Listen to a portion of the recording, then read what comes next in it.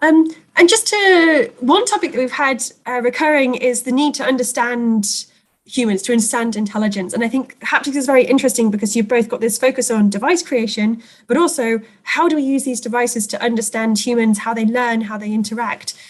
I'm just wondering, perhaps starting with you, Alison, what's your thought on this need to develop haptics to understand humans, but also just at a device level? How can we create these embodied solutions? How do you balance those?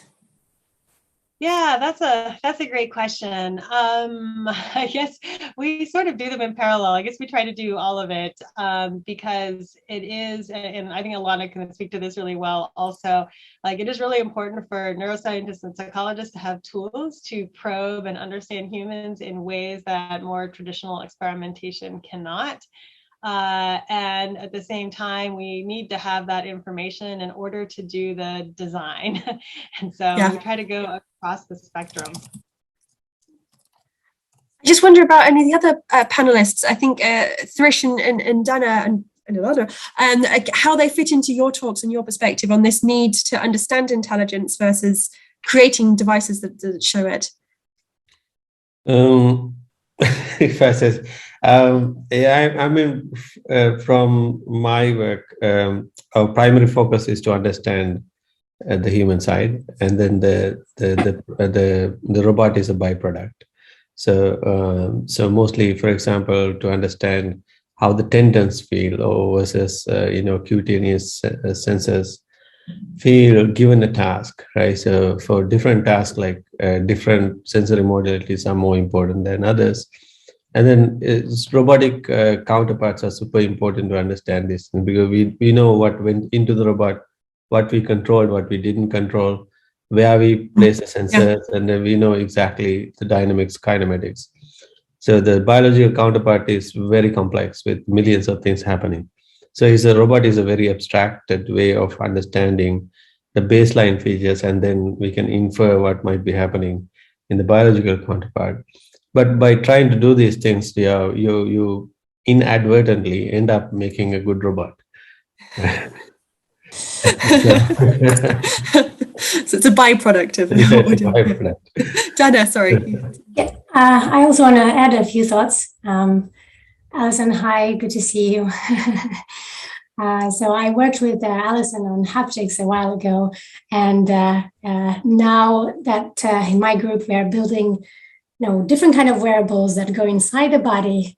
The back of my mind, I sometimes wonder, what's the haptics side of that work? And there is a little bit of haptics because we do, well, not in the sense that, Alison and the community sees it, but the robots do interact with tissues in a mechanical way, sometimes in an electrical way, sometimes in a chemical way. And it's really interesting still, what is that kind of language to speak to those tissues, not just for the efficacy of a therapy, but also to fool it, because Alison was talking about illusions. And so we have this kind of body reaction, inflammatory reaction, where the body tries to kind of isolate the implantable device and sort of attack it in so many ways, even if we're there for good reasons. But yeah, how to use those kind of cues to fool the body and make it understand that this is almost like its own part of the body reacting to improve some things there in a therapeutic way.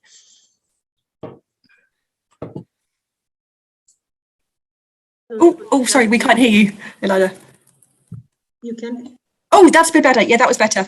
Now? Yes, that's good. Okay. So kind of to add on what Alison mentioned in terms of this holistic design of trying to understand neuroscience, and then by designing new devices and vice versa. So really, it's really key, the fact that humans are the users of these devices, and they adapt and they learn. So anything that you think would elicit some kind of human response, you can kind of have to also see what happens as they continue exploring it. And that's maybe related also to the talk of Daniel Wolpert from yesterday, that really understanding these learning, conscious and unconscious learning processes, this is the critical part of this kind of human-centered design that that is relevant, I think, to what you asked. So I wonder, so we actually in the previous discussion, we discussed a bit this sim to real transfer and making simulators. I wonder, what do you think about the statement, what about if to the embodied robotics or the embodied intelligence community, the ultimate goal is essentially to create a perfect simulator for humans, or also that we can have sim to real transfer. So taking perhaps Thrish, what you're doing with RoboPatient, but can we actually have a simulator for learning for the physical body?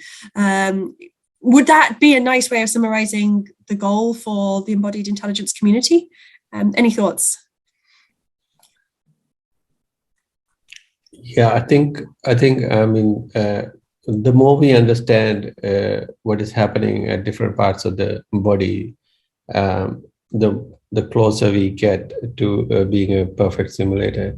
So I think what is important is to focus on the user needs.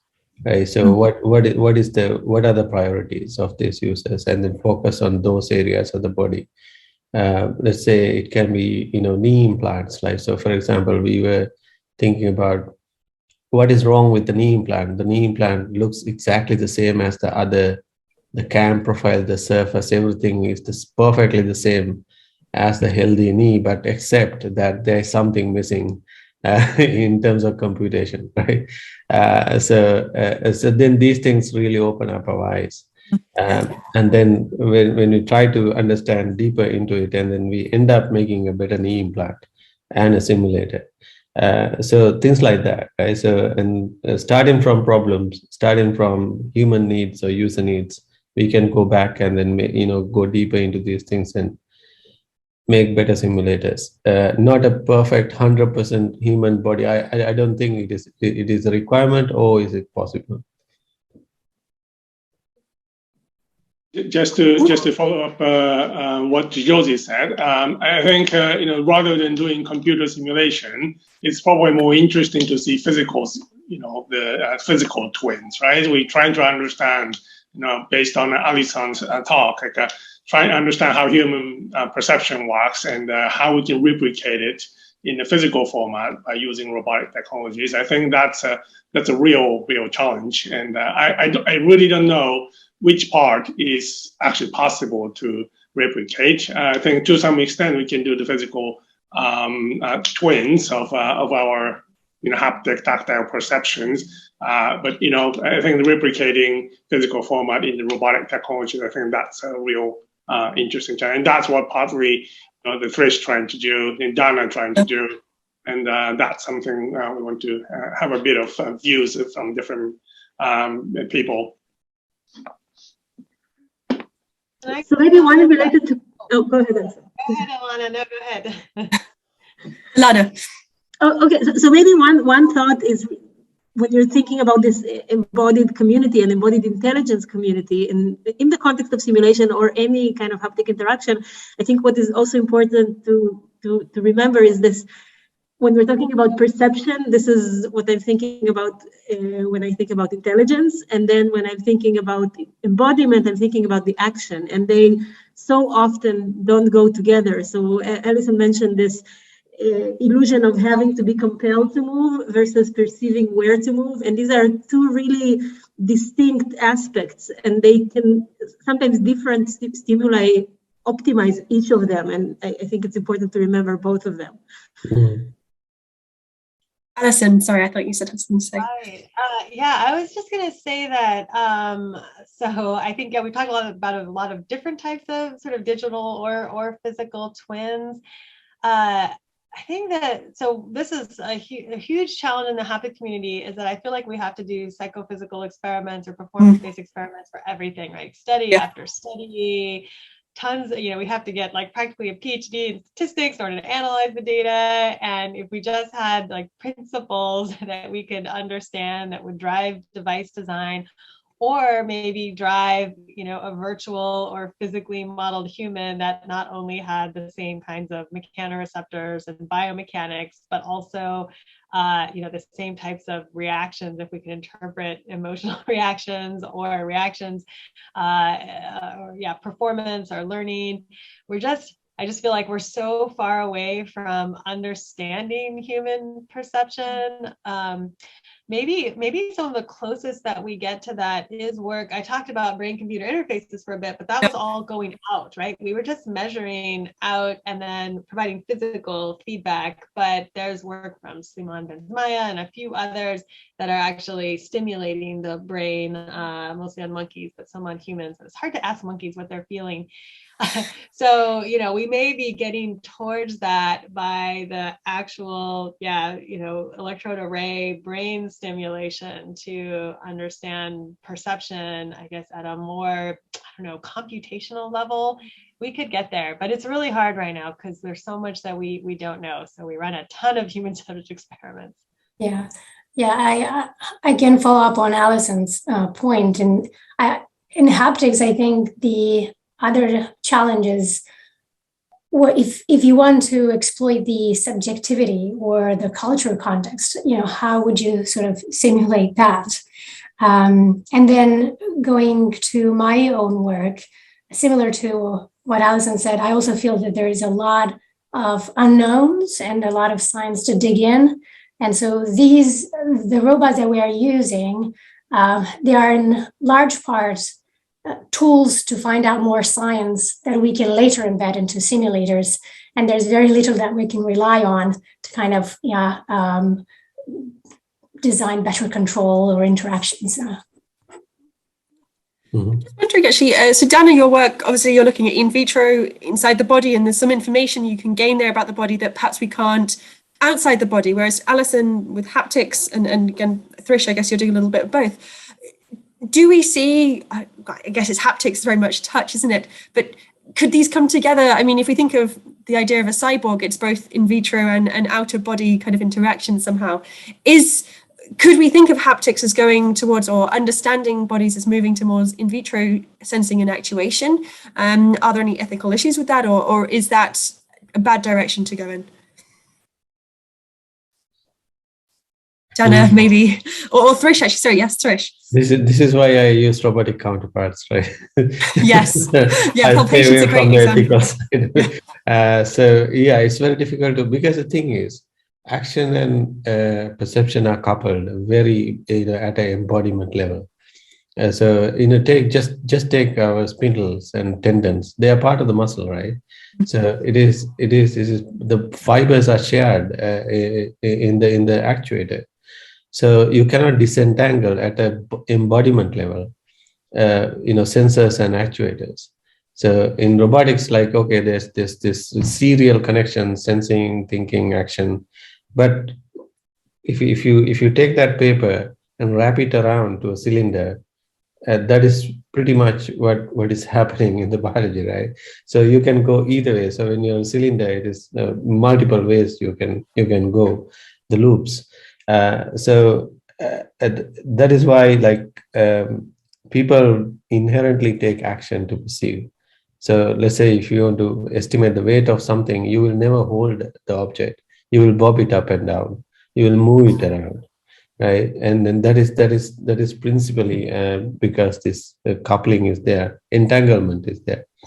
So I want to have a bit deeper discussion about this, and I partially agree with you that action and perception coupled, but not always, right? As on the example, I think mostly they're not really action. Humans not taking actions, rather passively sensing what the stimulus you get. And I'm curious about Arison's opinion about this, because I think we're just looking at because human actions are very important, as Thrish says. We have all this afferent copy, and so on that we can see if we move, and we cannot see if we don't move. But opposite is true, right? And Thrish is talking about one aspect, Arison is talking about the other aspect. Are they kind of different things we're looking at, or are we talking about the same thing? I'm just trying to understand what's actually the flip side of the human perception here. Alison, do you have any ideas? Yeah, I'm thinking that's a very good question. I guess not having seen Thrish's talk, I'm not entirely sure the extent to which cognition is involved. So I think the challenge for us is that there is, so let's take a simple example of proprioception, right? Like knowing where your arm is in space. So you have peripheral feedback, you have efference copy, right? All of that goes into knowing where your body is in space. But if you're distracted, or if, let's say, as you move your arm, there's some disturbances that mess up your internal model of, you have some internal model of your body's dynamics, and that gets, it becomes wrong because they're unexpected or unknown disturbances. You both subconsciously and consciously try to reason about that. And so the consciousness and the integration of the sensory feedback becomes really important. And I guess I'm not sure if that's part of what Thrish is saying, or if his is separate from that. Yeah, I think I mean we cannot point at one thing, right? That's the problem, right? So there's action perception coupling definitely happening at the kinesthetic feedback level, but at cutaneous feedback, it can be very open loop because that's a first contact to the body. But still, our recent findings show that at least we try to orient our fingertip to the task dynamics to feel maximally, because like the distal phalange and then the nail, their shapes do matter in the vibrations of the fingertip flesh.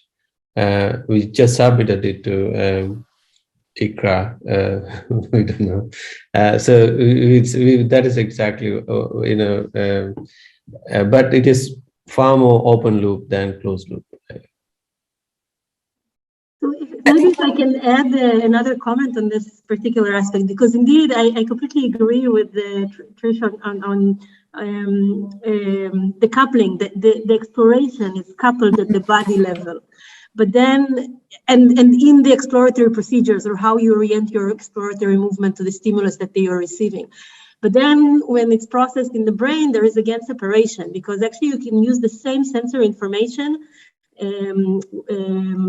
and it's affecting your perceptual decisions, your answer to questions differently from your actions. And there are many examples for that, but maybe one example, the Ebbinghaus illusion, where you're kind of affected by the surrounding circles in your perception of the size of the circle. And if I ask you to pantomime the size of the circle, you are essentially affected by this illusion. But if I'm asking you to do the same movement and grasp the object, you're no longer affected by this illusion.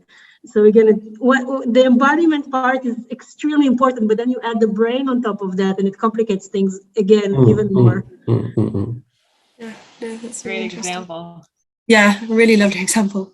We've only got a few minutes, so sorry, Thrish, you had something to say. No, I was just confirming. Sorry. So I asked in the previous breakout session, asked what impact, or where do you think the embodiment in your system can, in your area of focus, haptics, in vitro soft robots, in 5 years, where do you think is there an application area, an environment that you think we can make a real contribution to? And Thrish had this lovely example of understanding aging and contributing towards improving quality of life when you're aging. I'm just wondering if the rest of the panel had any thoughts on Alison with haptics, Dinah with in vitro, Lana, Mia, on where can we use these technologies to make a significant improvement in, let's say, the 5 years coming. I can touch first just on augmented reality, and this idea I mentioned at the very end, that is still a very open question, right? If we want to have scenarios where we interact with physical things around us, not just visually, but directly physically, and then we augment that with vision, sound, and even touch, how yeah, how do these things get integrated, the real world and the artificial sensations? With vision, it's still difficult, but it's relatively simple, right? Because yeah, you have these overlays and they can be transparent or not. But with haptics, like I was saying, this sort of idea of getting real haptic feedback and artificial haptic feedback in parallel, there are big questions, I think, about how people will interpret this information. And in terms of like sort of the goodness for humanity in that, you know, augmented reality is used for training. I think being able to help people, you know, ramp up more quickly on tasks that require both physical and cognitive skills is something that augmented reality will be able to do better and better. But the physical part is lacking, and we need to understand how to bring that in. Any other thoughts from anyone? I can continue with the direction that Alison mentioned. So training, especially in medical personnel training, I think is very relevant for what Trish is doing, because it's still an unsolved challenge, and our surgeons and physicians are not receiving a good quality enough of training. And these systems, once they become, you know, with the right embodiment, they will be more effective in getting the right results. And also rehabilitation and even kind of training for healthy aging, even balance training or anything that would require you, that will help you to be more active at home, with the development of wearable technology like the ones that Alison is developing is really, I think, key. Yeah, that's very exciting. Brilliant. Well, thank you again to Alison for your wonderful plenary talk, and also for the rest of the speakers and the panelists. We've had a huge amount of content today, building on yesterday. So a lot to think of, but some really interesting thoughts, questions, and I think reflections to be made. So thank you all very much. So just a reminder, we start for the final session tomorrow at 8:45. All this recorded sessions from this morning are now online, so you can watch those and catch up if you'd like to. And the remaining from today should be up hopefully by this evening. So please do have a look at those and catch up if you would like to. And other than that, we now have 3 breakout rooms. One on learning and development, the second on morphological computation, and the third one on applications and use cases. So please do stay around and join those. And if not, we will see you tomorrow. And just thank you once again to all our speakers.